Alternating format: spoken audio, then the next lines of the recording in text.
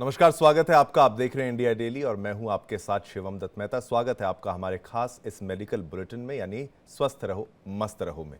जब भी आप मेडिकल स्टोर से दवाइयां खरीदते हैं तो उसकी एक्सपायरी डेट जरूर चेक करते हैं। सभी को ये आदत है, अच्छी आदत है। हम सभी जानते हैं कि एक्सपायर हो चुकी दवाइयां नहीं खरीदनी चाहिए।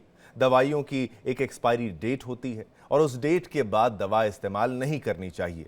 हर दवा की पैकेट या बोतल पर एक्सपायरी डेट लिखी जाती है और सभी को दवा खरीदते वक्त तारीख जरूर चेक कर लेनी चाहिए। दवा की एक्सपायरी डेट दवा निर्माता कंपनी तय करती है और माना जाता है कि इस डेट के बाद दवा का असर जो है वो खत्म होने लगता है और इसमें केमिकल चेंजेस होने लगते हैं। जब भी हमारे पास कोई दवा एक्सपायरी की हो जाती है, यानी एक्सपायर्ड हो जाती है और उपयोग में नहीं रहती, तो हम आम तौर पर उसे सीधे डस्टबिन में फेंक देते हैं, यानी कूड़ेदान में डाल देते हैं। लेकिन बहुत कम लोग जानते हैं कि यह आदत पर्यावरण और स्वास्थ्य दोनों के लिए खतरनाक साबित हो सकती हैं। एक्सपायर्ड दवाएं अगर सही तरीके से नष्ट ना की जाएं तो बच्चों, जानवरों या दूसरों के लिए नुकसानदेह हो सकती हैं। इसलिए हमेशा दवाई को लेने से पहले उसकी एक्सपायरी डेट देखने के लिए कहा जाता है, चेक करने के लिए कहा जाता है। अब क्यों है ये जरूरी, इस बारे में एक्सपर्ट्स से जानते हैं। कुछ ही पलों में हमारे साथ एक्सपर्ट्स जो हैं वो जुड़ जाएंगे और उनसे हम ये सवाल पूछेंगे कि एक्सपायर्ड दवा खाना कितना खतरनाक हो सकता है और क्या कुछ उससे हो सकता है। एलर्जीज हो सकते हैं, आपके पेट में गड़बड़ी हो सकती है, मेटाबॉलिज्म धीमा पड़ सकता है। ये बहुत सी ऐसी परेशानी है। कुछ ही पलों में हमारे मेहमान आपके टेलीविजन स्क्रीन पर होंगे और आपको ये समझाने का हम प्रयास करेंगे कि क्यों ये हैबिट है और उसको डिस्पोज करने का, यानी इसको हटाने का, इसको केवल कूड़ेदान में फेंक देने से क्या आपकी जिम्मेदारी खत्म हो जाती है या फिर आपको इसको कहीं और देना चाहिए। इसका कोई और तरीका जो है क्या वो निर्धारित किया गया है। अब ये जो प्रश्न है ये बनेंगे हमारे साथ एक्सपर्ट से और एक्सपर्ट से हम पूछेंगे क्या कुछ है। आप देखिए, हमारे साथ डॉक्टर नरेश चावला जी इस वक्त जुड़ चुके हैं। नरेश चावला जी, कुछ ही पलों में आपके टेलीविजन स्क्रीन पर। स्वागत है डॉक्टर साहब, बहुत बहुत धन्यवाद, आपने अपना कीमती वक्त निकाला। डॉक्टर साहब, मुद्दा बहुत गंभीर है। हर कोई जब दवाई खरीदता है, अब पहले कभी कभी भूल चूक हो जाती थी पहले के ज़माने में, लेकिन अब तो बच्चा भी अगर जाएगा काउंटर पर तो वो भी देखेगा कि भाई ये जो दवाई मुझे दी जा रही है प्रिस्क्रिप्शन के आधार पर, वो जो केमिस्ट है वो तारीख उसकी ठीक है या नहीं है। ये हैबिट तो है ही है, लेकिन जब दवा एक्सपायर हो जाती है क्या उसकी एफिशिएंसी ख़त्म हो जाती है? क्या वो एक जहर बन जाता है? फिर उसको डिस्पोजल करने का प्रश्न मैं अगला रखूंगा, लेकिन दवा एक्सपायरी क्या एग्जैक्टली उसी दिन उसकी उपयोगिता खत्म होती है? ये जरा इससे आप पर्दा उठाइएगा। आपने बड़ा अच्छा सवाल पूछा है और ये बहुत ही बड़ी प्रॉब्लम है। लेट मी टेल यू, कई ड्रग्स ऐसी हैं जिसमें कि मेनली इंजेक्टेबल ड्रग्स हैं, जो एंटी कैंसर ड्रग्स हैं, जी। जो हाई पोटेंसी एंटीबायोटिक्स हैं। उसमें तो हम, और जो ऐसी ड्रग्स जिसको कि हम वाइटल ड्रग्स कहते हैं, लाइफ सेविंग ड्रग्स हैं, उसमें किसी किस्म का रिस्क नहीं लेना चाहिए। अगर इस महीने अगर वो खत्म हो गई है तो रिस्क मत लीजिए। जी। But there are many other medicine जो कि एंटी पायरेटिक्स हैं, बुखार टाइप की दवाई, एंटी एलर्जिक्स हैं, ब्रोंकोडायलेटर्स हैं, दूसरे ऐसे एंटीसेप्टिक जो बहुत हाई पोटेंसी नहीं है। जी। इनमें हम समझते हैं कि आम मरीज जो जिसकी भी थोड़ी समझ है वो हमेशा समझता है कि अगर डेट निकल गई तो मैं इस्तेमाल नहीं करेगी। जी। सवाल ये होगा कि इन दवाइयों का होगा क्या। जी। कहते हैं कि कई बार ये अमेरिका में एक बार आरटीआई लगाया गया था। क्या ये कोई फार्मा कंपनीज की चाल तो नहीं है अपनी सेल्स बढ़ाने के लिए? तो जी। ये इल्जाम भी अभी चल रहा है ठीक कि है। क्या ये फार्मा कंपनी की, जो फार्मा बनाती हैं, दवा बनाने की कंपनियां हैं, उनकी चाल तो नहीं है कि वो 2 साल एक्सपायर कर गई, क्या वो दवाई वेस्ट हो जाएगी, मरीज वो इस्तेमाल नहीं कर पाएगा। But what will happen to the huge stock pile?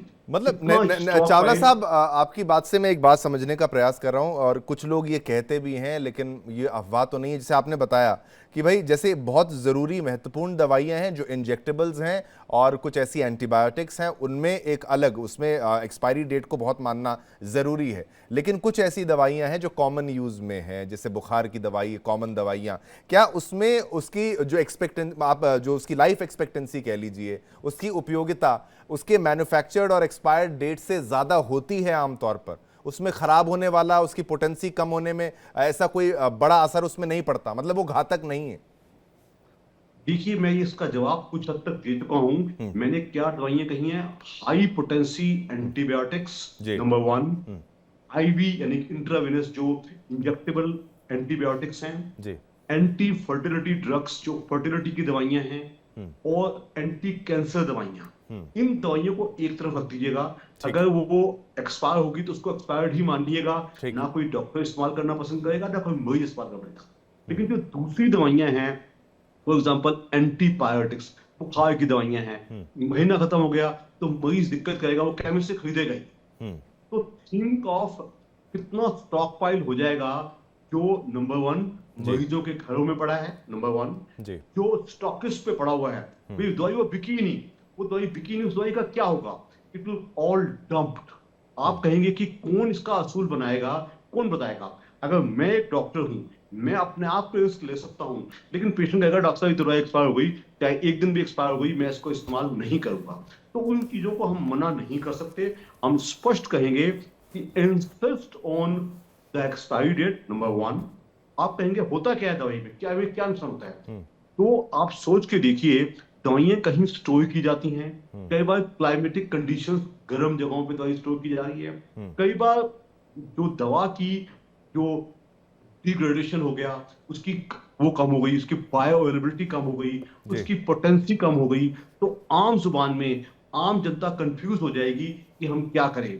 Till now आज भी हमारा आम जनता को एक वो है, सुझाव है, if the drug is expired, do not use it. I think हमारे देश में, जैसे मैं बता रहा था, अमेरिका में कुछ साल पहले बकायदा एक आरटीआई लगाया गया था। उसमें बकायदा इल्जाम लगाया गया था कि जो फार्मा कंपनीज हैं, उनका एक षड्यंत्र है। क्या षड्यंत्र है? कि अगर पिछली दवाई एक्सपायर नहीं होगी तो अगली बनेगी कैसे, तो बिल्कुल। सेल्स कैसे बढ़ेंगी? तो इस चीज को करने के लिए मैं समझता हूं हमारे देश में भी जो ड्रग कंट्रोल ऑफ इंडिया है, उसको बकायदा कुछ एडवाइजरी जारी करनी चाहिए कि किन दवाइयों को, जो शेड्यूल एच ड्रग्स हैं, जो हाई पोटेंसी एंटीबायोटिक्स हैं, जो इंट्रावीनस या इंट्रामस्कुलर एंटीबायोटिक्स हैं, और एंटी कैंसर ड्रग्स हैं, या जिनको हम लाइफ सेविंग दवाइयां कहा जाएंगे, उन पे तो कोई भी उन पे कोई ऐसा ना कहा जाए कि एक्सपायरी के वजह इस्तेमाल किया जाए। लेकिन बिल्कुल। जो दूसरी दवाइयां हैं, उसको with in limits, with the consultation of your physician और फैमिली डॉक्टर, आप इस्तेमाल कर सकते हैं। आई थिंक ये बात मैं कहना पसंद नहीं करूंगा। ये ड्रग कंट्रोल ऑफ इंडिया एक पूरा बहुत बड़ा तंत्र है, जो सेंट्रल का, गवर्नमेंट का भी ड्रग कंट्रोलर है, जी। और स्टेट में भी ड्रग कंट्रोलर है। जी। पूरा एक ड्रग्स डिपार्टमेंट है। इनको एक एडवाइजरी जारी करनी जाए तो हम समझते हैं कि हम अपने देश को एक बहुत बड़े वेस्ट से बचा पाएंगे। यानी कि जो चीज वेस्ट जा रही है उससे हम बचा सकते हैं। लेकिन ये कोई एक दिन का काम नहीं है। बिल्कुल। पूरी ड्रग को स्टडी किया जाएगा, उसको प्रॉपर मीडिया में एडवर्टाइज किया जाएगा, चाहे प्रिंट मीडिया चाहे विजुअल मीडिया से। तब हम समझते हैं लोगों को एक स्पष्ट मैसेज जाएगा। अदरवाइज अगर हमने यानी कि कुछ दवाइयों की जो एक्सपेक्टेंसी है उसको बढ़ा दिया जा सकता है, बट हाँ बिल्कुल आपने कहा ड्रग कंट्रोलर को, सरकार को इसमें पहल दिखानी चाहिए। और क्योंकि और कुछ दवाइयां ऐसी हैं जो लाइफ सेविंग ड्रग्स की श्रेणी में आती है, उनको आप यहां पर नहीं ले सकते। लेकिन जरा सा मुझे ये बताइए, एंटीपायरेटिक्स में भी क्या उसकी एफिशिएंसी जो है समय के साथ कम हो जाती है, अगर ऐसी दवाइयों की बात की जाए? और तो वो अगर क्या, हाँ बिल्कुल, जैसे पैरासिटामोल है, जी। सिंपल पैरासिटामोल बहुत ज्यादा बिकती है। कई ओटीसी दवा है, ओटीसी का मतलब ओवर द काउंटर ड्रग है। इसके लिए कोई कोई ड्रग डॉक्टर के प्रिस्क्रिप्शन की जरूरत नहीं होती है। तो मैं समझता हूँ उसमें भी जितनी लिखा होता है एक्सपायरी डेट हो गई, उसके एक्सपायरी डेट के बाद इस्तेमाल की जा सकती है। लेकिन अगेन द फैक्ट मीन्स, बात हो जाती है, जो जो कंज्यूमर है, जो दवाई लेने वाला है, अल्टीमेट रिस्पॉन्सिबिलिटी उसकी है। तो इस झमेले में कोई फंसता नहीं है। इसलिए हम एज ए डॉक्टर भी, मुझे जरूरत पड़ेगी तो मैं खा लूंगा, लेकिन मैं पेशेंट को ये नहीं कह पाऊंगा कि आफ्टर एक्सपायरी आप ले सकते हो। इसके लिए एक विधिवत, आई कंसीडर एक विधिवत ड्रग कंट्रोल ऑफ इंडिया का एक एडवाइजरी, एक बहुत ही सोचा समझा एडवाइजरी आना चाहिए, जिससे हम समझते हैं लोगों की मुश्किलें आसान होगी। Till that time I think stick to the expiry date of any drug. ये मैसेज हमारे, क्योंकि हम आपके पब्लिक चैनल में बैठे हैं, तो जो भी हम बोलेंगे वो एक मैसेज है। Till that time, expiry date के बाद आप दवाइयां इस्तेमाल मत कीजिए। ठीक है, बिल्कुल अभी तक तो इसको बिल्कुल भी नहीं किया जाना चाहिए। चलिए अरुण पांडे जी, डॉक्टर अरुण पांडे जी भी हमारे साथ हैं। आपका भी स्वागत सर, आपने अपना कीमती वक्त निकाला हमारे लिए। एक प्रश्न आज ये है कि एक्सपायरी दवाइयाँ, जो एक्सपायर्ड दवाइयाँ हैं उसको लेकर एक तो यहाँ से उठा कि लाइफ सेविंग ड्रग्स, जिस तरीके से चावला साहब ने कहा कि जो लाइफ सेविंग ड्रग्स हैं उस पर एक्सपायरी डेट को अगर देखा जाए तो वो बिल्कुल एज इट इज़ उसको मानना चाहिए। उसकी पोटेंसी, जो हाई पोटेंसी दवाइयाँ हैं, अब एक बार ये इनका कहना है कि एंटीपायरेटिक दवाइयों में थोड़ी संभावना होती है कि इसको लंबे समय तक थोड़ा इस्तेमाल किया जा सकता है, लेकिन फिर भी उसमें एक एक्सपायरी डेट जो है बहुत क्लोज होती है। अब अमेरिका में इनकी तरफ से कहा कि आरटीआई लगाया गया है, तो वो शायद अब इसको बिजनेस मॉडल के तौर पर भी देखा जाए क्या, एक ही है। दूसरा जो महत्वपूर्ण प्रश्न लोगों को समझना है, एक एंटीपायरेटिक और साथ ही साथ जो एक लाइफ सेविंग ड्रग है, अगर आप एक्सपायरी डेट के बाद उसे कंज्यूम कर लेते हैं, आप दोनों को अलग श्रेणी में रख के बताइए कितना घातक ये हो सकता है।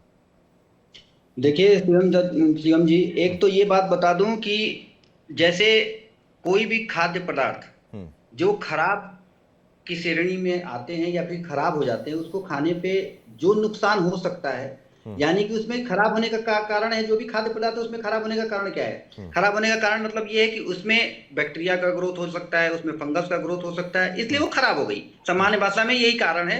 उसको खराब होने का कारण यही है कि उसमें कोई ना कोई ऑर्गेनिज्म का ग्रोथ हो रहा है, इसलिए आप मत खाएं, क्योंकि आपके स्वास्थ्य के लिए वो सही नहीं है, हानिकारक है। अब इससे ज्यादा बड़ी चीज है, जब दवा की बात की जाती है तो दवा में ऐसे अवयव होते हैं कि उनकी जो शरीर में जाकर जो काम करते हैं, उनका कहीं ना कहीं कंपोजिशन चेंज होने लगता है, यानी कि उसमें कहीं ना कहीं केमिकल रिएक्शन ऐसे होने लगते हैं जो कि आपके स्वास्थ्य के लिए घातक हो सकते हैं, जानलेवा हो सकते हैं। तो इसीलिए उसकी एक्सपायरी डेट लिखी जाती है और सभी लगभग फार्मास्यूटिकल कंपनियों में ये लिखा गया है कि कब तक इसकी डेट। उसका कारण है, जैसे आप, मैं टेबलेट देके उदाहरण देता हूं। आप जो टेबलेट होती है, जो टेबलेट फॉर्म में आती है, जिसको अब मैं बोलूंगा अगर उसको चूरा करना चाहे तो पाउडर बन जाएगी। अब सोचिएगा, आप खुद देखिएगा, जो भी टेबलेट होगा वो विद इन, अगर एक्सपायरी डेट नहीं, अभी एक्सपायरी डेट उसका नहीं आया है, वो उसका कंसिस्टेंसी, उसका आकार, उसका जो थिकनेस होता है मेंटेन रहता है, यानी कि मॉइस्चराइजर वगैरह सब कुछ मेंटेन रहता है। लेकिन जैसे ही एक्सपायरी डेट मिटती है और कुछ दिन आप रखते हैं तो उसके टेक्सचर्स में परिवर्तन आने लगता है। दैट मींस वो जो कंपोजिशन है वो कहीं ना कहीं डिग्रेड हो रहा है, यानी कि उसके शेप में चेंजेस आ रहे हैं, उसके केमिकल अवयव, जो मैं बता रहा हूं केमिकल कंपोजिशन, उसमें चेंजेस आ रहे हैं, और आपको जो उचित मात्रा में जो शरीर में जाकर वो सही करती, वो कहीं ना कहीं मात्रा पहुंचेगी नहीं, और जो केमिकल रिएक्शन ऑलरेडी जो उस टेबलेट्स में हो रही है वो अब हानिकारक प्रभाव डाल रही है। क्योंकि टेबलेट बनाया क्यों गया था? आपके बॉडी के अंदर के अवयव के रिएक्ट करके उसमें लाभ प्रदान करने के लिए बनाया गया था। लेकिन अब क्या हो रहा है? इन्वायरमेंटल इफेक्ट आ रहा है, इसके कारण वो चेंज हो जाती है। अब अगर उसको खा लिया आपने, तो मैंने फिर वही बोला, जैसे खराब वस्तु खाने में, खराब पदार्थ का सेवन करने में बैक्टीरिया, फंगस, ये सब चीजें काम करती है, तो इसमें जो घातक केमिकल हैं, जो कि क्वांटिटी और क्वालिटी दोनों को माप कर बनाया गया है, अगर इसमें जहां भी चूक करते हैं तो आपके स्वास्थ्य के लिए, और पर्टिकुलर, अब जैसे ओरल दवा ले रहे हैं आप, कहां कहां इफेक्ट कर सकती है? जहां से आप स्टार्ट करते हैं वहीं से इफेक्ट करेगी। पहला, जैसे आपने जीभ पे रखते हैं, पानी पीते हैं, जीभ पे, यानी कि लोकल साइट जहां जहां जाएगी वहां वहां उसका प्रभाव पड़ता। जीभ से लेके गले में जाएगी, गले में कई ऐसे हमारे गले का जो सॉफ्ट टिश्यू है वो कई तरह का ऐसे होता है जो केमिकल को रिएक्ट करता है। आप देखेंगे कि ऐसा कोई सेवन कर रहा होगा तो उसका गले में भी खराश आने लगती है, पेट में जाएगी तो अल्सर करा सकते हैं। ऐसी मैं तमाम, कम से कम ऐसे 10-20 चीजें मैं गिना सकता हूं, समय कम होगा आपके पास। तो यानी कि हर जगह वो इफेक्ट डाल सकती है। क्यों? क्योंकि उसके अवयव में, उसके टेक्सचर्स में जो R&D, रिसर्च और डेवलपमेंट करके जो बनाई गई थी हमारे शरीर के लिए, वो कहीं ना कहीं बाहर उसका टेक्सचर खराब हो चुका, अब वो हानिकारक प्रभाव डालती है। इसलिए हमेशा और हमेशा मैं बोलना चाहूंगा, एक्सपायरी दवाओं का सेवन एकदम बंद हो, या फिर अगर आप, और किसी भी कंडीशन में, मैं तो सर की बात पे एक चीज और बोलता हूं, किसी भी कंडीशन में एक्सपायरी दवा न खाएं, कभी ना खाने की कोशिश करें। दूसरा कंडीशन में आता हूं, आपने बोला कि जो लाइफ सेविंग ड्रग हैं, life saving drug sir narcotics भी होती हैं, सर भी जानते हैं इस बात को। नारकोटिक्स और लाइफ सेविंग ड्रग, ये तो ऐसी दवाइयां हैं जिनका आप, अगर आज एक्सपायरी डेट है तो हो सकता है कि हम जैसे क्लिनिशियन 1 हफ्ता 20 दिन 1 महीने पहले ही मना कर देते हैं कि यूज नहीं करेंगे। ठीक। सर भी यही बात पे हामी भरेंगे। तो ये सोचिए इतनी खतरनाक है। उसी में लाइफ सेविंग ड्रग में क्या आता है, एनेस्थेटिक ड्रग जो बेहोशी करने के काम आते हैं, वो भी लाइफ सेविंग ड्रग है। अगर उसको गलती से एक्सपायरी हो जाए तो आप बिलीव नहीं कर सकते शिवम जी कि कितना घातक परिणाम हो सकता है। और कभी कभी मैं फिर बोल रहा हूं, इसीलिए लाइफ सेविंग ड्रग को, नारकोटिक्स को 1-1.5 महीने पहले ही हम मना कर देते हैं कि इसकी दवाई को यूज नहीं करना है। अब बात करते हैं कि क्या इसको बढ़ाया जा सकता है क्या एक्सपायरी डेट को। तो सर की बात एकदम एंटीपायरेटिक दवा है। इसमें ड्रग कंट्रोलर इंडिया की तरफ से एडवाइस जारी हो सकती है। इसमें देखा जा सकता है क्योंकि टेक्सचर बदलता है, तो टेक्सचर बदलने के लिए क्या उसको और दिन तक बढ़ाया जा सकता है। ये काम क्लिनिशियन का नहीं है, हम चिकित्सकों का नहीं है कि भाई एक्सपायरी डेट कैसे बढ़ाया जा सकता है या फिर उसमें क्या चेंज लाया जा सकता है, ये दूसरे पार्ट है। लेकिन मैं जरूर आपके दर्शकों को सलाह दूंगा कि एक्सपायरी दवाओं का सेवन या कोई भी सेवन कर रहा हो तो हमारा और आपका कर्तव्य बनता है कि उसको मना करें, क्योंकि ये जानलेवा है, घातक परिणाम आ सकते हैं और कहीं ना कोई ऐसी दुष्परिणाम दे सकते हैं कि आप जिंदगी भर के लिए आप अपंग हो सकते। बहुत कुछ ऐसी चीज मैं गिना सकता हूं। मतलब आप कह रहे हैं कि ये बहुत ज्यादा खतरनाक हो सकता है और जितना लाइफ सेविंग ड्रग्स की श्रेणी में आता है, अगर मैं कहूं एंटीपायरेटिक दवाई जो है वो एक्सपायर है या फिर बहुत ज्यादा पुरानी हो गई है और उसका अगर कुछ गलत असर होगा तो शायद वो थोड़ा कम होगा कंपैरेटिवली कंपैरेटिवली जो ऐसे ड्रग्स हैं। अब चावला जी, मैं आपके पास आना चाहता हूं। ये ड्रग्स की अगर बात की जाए, जैसे अब दवाई घर खरीद के आप लेके आ गए, चाहे एंटीबायोटिक्स हैं चाहे कुछ हैं, लाइफ सेविंग ड्रग्स हैं, आपके घर में पड़ी हैं, वो खराब हो जाती हैं तो आप करते हैं क्या, आप सीधा उसको कूड़ेदान में डाल देते हैं। क्या ये सही तरीका है, क्या ये प्रोटोकॉल है, या इसमें कोई जो सही तरीका है वो जनता को पता होना चाहिए, कोई ऐसा सरकार के द्वारा कुछ ऐसा निर्धारित किया गया हो जरा वो, ताकि दर्शक को समझ पाए, आगे वो कहीं और गलत हाथों में ना दवाई चली जाए। देखिए शिवम, ये बहुत ही इंपॉर्टेंट मुद्दा उठाया। मैं तो आपके चैनल को बधाई दूंगा। इट इज वन सब्जेक्ट शायद कोई चैनल कवर ही नहीं करता, शायद टीआरपीज कम होते हैं ज्यादा होते हैं। It is very very good. आपने दवा खरीदी, आपने दवा इस्तेमाल कर ली, आपको जो क्लिनिकल फायदा था, आपके डॉक्टर ने कहा दवाई आपको नहीं लेना है, तो आप क्या करेंगे, आपके लिए वेस्ट चली गई, प्लस कुछ टाइम पड़ी रही तो आपने देखा उसकी एक्सपायरी हो गई है, तो आप क्या करेंगे, उसको एट द मोस्ट कूड़ेदान में फेंक देंगे। आप सोच के देखिए, हमारे देश में आप अच्छे से जानते हैं कि जो वेस्ट डिस्पोजल अच्छे से नहीं किया जाता है उसके बड़े साइड इफेक्ट्स हैं। आप सोच के देखिए, जो ड्रग्स रिटेल काउंटर से बिकी ही नहीं अभी, वो स्टॉकिस्ट के पास पड़ी रह गई, डिस्ट्रीब्यूटर पर पड़ी रह गई, उन ड्रग्स का क्या होता होगा मुझे नहीं मालूम। I think the drug controller of India is the central authority और इन सब मुद्दों पे डिसाइड करेगी। जहां तक मैंने पहले भी कहा, इसमें कोई शक नहीं है, ऑल हाई पोटेंसी एंटीबायोटिक्स, मैं बार बार रिपीट कर रहा हूं, ऑल आईवी ड्रग्स, चाहे वो एंटीबायोटिक्स हैं, चाहे कोई एनेस्थेटिक ड्रग्स हैं, या एंटी कैंसर ड्रग्स हैं, या फर्टिलिटी ड्रग्स हैं, ये तो इनको तो आप समझिए कि हम छुएंगे भी नहीं। नो डॉक्टर और क्लिनिशियन विल टच इट। या एक्सपायरी हो गई उसको फेंक दिया।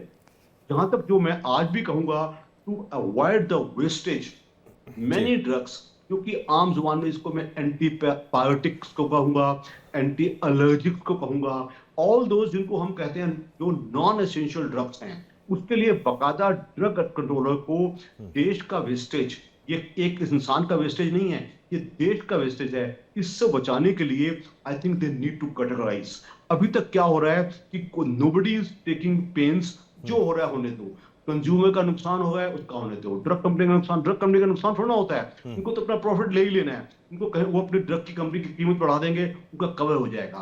तो कहीं ना कहीं in the larger interest of the humanity, in the larger interest of the consumer, in the larger interest of the country, wastage कुछ किया जाए। मैं समझता हूं few more guidelines need to be issued, but till that time, for the larger interest of the consumer, nobody will like to take risk। आज भी अगर जैसे आप हमसे पूछ रहे हैं, यही सवाल अगर ड्रग कंट्रोलर से पूछा जाएगा, उनका स्ट्रेट जवाब है use it till the expiry date, उसके बाद हमें कंसीडर ही नहीं करना है। तो मैं समझता हूं, लेकिन चावला जी, आपने बिल्कुल सही बताया, ड्रग कंट्रोलर ही डिसाइड करेगा, लेकिन मैं कहता हूं कि ऐसी दवाई अगर आपके घर में है तो क्या उसको हम कूड़ेदान में डालें या फिर उसका कोई और उपाय है? पहले आपसे, फिर चावला जी, फिर दूसरा आपसे डॉक्टर साहब। मैं दोबारा बता दूं, उसको दो ही काम किए जा सकते हैं।